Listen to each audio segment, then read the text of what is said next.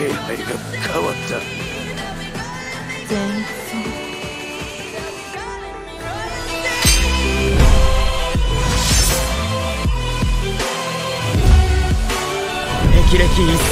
तो hello guys, के साथ सभी लोग स्वागत है एचआर एक्सप्लेन में।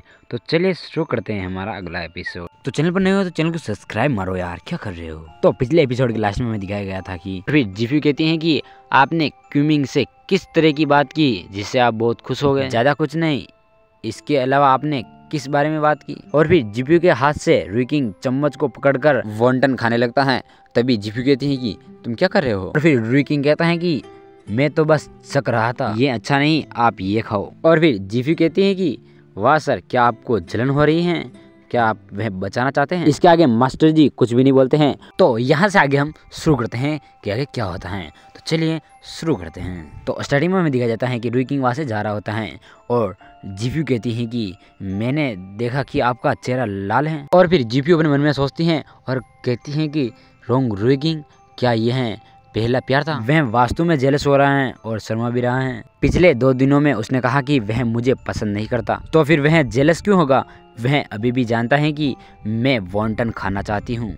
और फिर अगले सीन में दिखाया जाता है कि जीफ्यू को पुलिस स्टेशन से फोन आता है और वो फोन उठाती हैं और बोलती हैं कि नमस्ते। और फिर वह बोलते हैं कि हम पुलिस स्टेशन से फोन कर रहे हैं, आपके पिताजी। और फिर जीफ्यू हंसने लगती हैं और बोलती हैं कि हम किस युग में जी रहे हैं, आपके ऐसे फ़ोन के घोटाले से आपको पैसा नहीं मिलेगा। और फिर जीफ्यू को एक मैसेज आता है, उसमें लिखा हुआ होता है कि जीफ्यू, यह कोई घोटाले का फ़ोन नहीं है, आपके पिताजी भिक्षु पर धोखाधड़ी का संदेह है, इसलिए उन्हें पहले ही गिरफ्तार कर लिया है। तभी जीफ्यू कहती हैं कि क्या। और फिर जीफ्यू दौड़कर रुईकिंग के कमरे में आती हैं और जैसे दरवाज़ा खोलती हैं तो वह देखती हैं कि रुईकिंग अपना शर्ट बदल रहे होते हैं। और रुईकिंग कहते हैं कि किसका प्रचंड बेहतर है। और फिर जीफ्यू कहते हैं कि चलो मुझे बाहर कुछ करना है। तभी रुईकिंग कहते हैं कि आपको पता नहीं है, शायद आप भूल रहे हैं, आप बाहर नहीं जा सकते। और फिर जीफ्यू कहती हैं कि यह बहुत ही ज़्यादा जरूरी काम है, आपको मेरा साथ देना होगा और इस काम को पूरा करवाना होगा।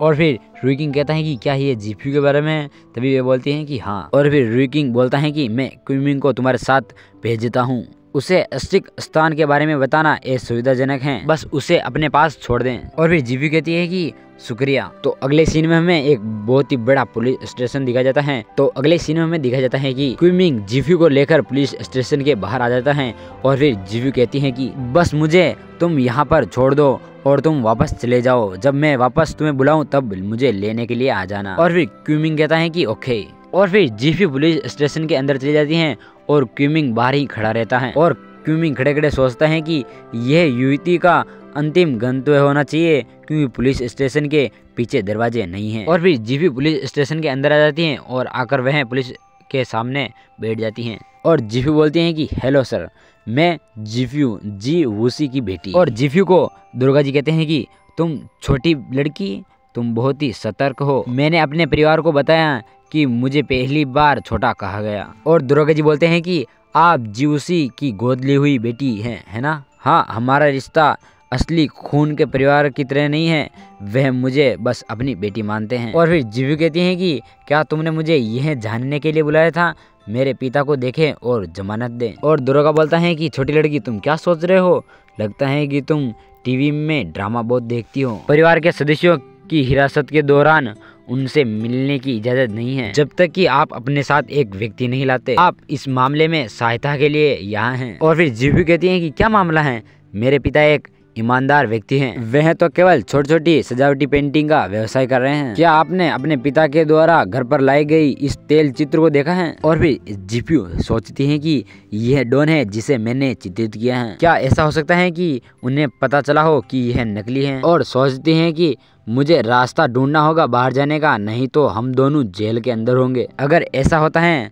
तो पिताजी को कौन बचाएगा। और फिर जीफ्यू कहती हैं कि मुझे तो बस इतना पता है कि मेरे पिताजी सजावटी पेंटिंग करते हैं, लेकिन मुझे यह नहीं पता है कि ये क्या है। क्या आप मुझे यह बता सकते हैं कि उसके साथ क्या हुआ। और फिर पुलिस वाला बोलता है कि उसने 5 मिलियन की पेंटिंग बेची, लेकिन खरीदने वाले को पता चला कि यह नकली है और उसने यह घोटाले के बारे में पुलिस स्टेशन में आकर रिपोर्ट दर्ज करवाई। और फिर जीफ्यू कहती है कि मेरे पिता पेंट करना नहीं जानते, वे कैसे जान सकता है कि जो पेंटिंग उसने बेची वह नकली है। और फिर जीवी कहती हैं कि अगर कोई खरीदने के लिए 5 लाख खर्च करता है आपका दरवाजा फ्रेम, क्या आप इसे बेचेंगे? क्या इसे स्कैम माना जाता है? और पुलिस वाला बोलता है कि छोटी लड़की जिद मत करो, इस मामले की जांच चल रही है, इसलिए मैंने आपको सहयोग करने के लिए बुलाया है। अभी के लिए आप घर जा सकते हैं और समाचार की प्रतीक्षा करें। अगर कोई नई घटना घटती है तो मैं आपको बता दूंगा। और जीपी पुलिस स्टेशन के बाहर आ जाती है और सोचती है कि एक सबसे अच्छे वकील को ढूंढना होगा और मैं किसी भी वकील को नहीं जानती और रॉन्ग रुइकिंग से मदद भी नहीं मांग सकती। मैं उसे जीपी के मामले में ज्यादा शामिल नहीं कर सकती। इससे नकली दुल्हन के बारे में पता चल सकता है जो भविष्य में उसे बहुत ही ज्यादा प्रभावित कर सकती है।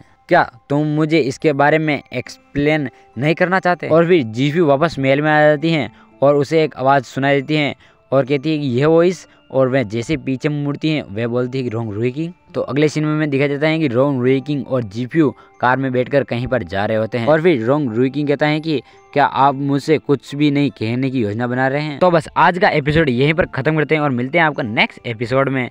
तब तक के लिए धन्यवाद वीडियो यहाँ तक देखने के लिए। और वीडियो कैसा है कमेंट करें, लाइक करें और अपने दोस्तों के पास शेयर जरूर करें। और मिलते हैं इसके नेक्स्ट एपिसोड में। Bye, thank you for watching. 気配が変わった。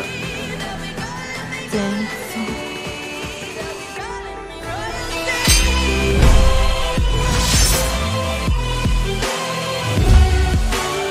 霹靂一閃。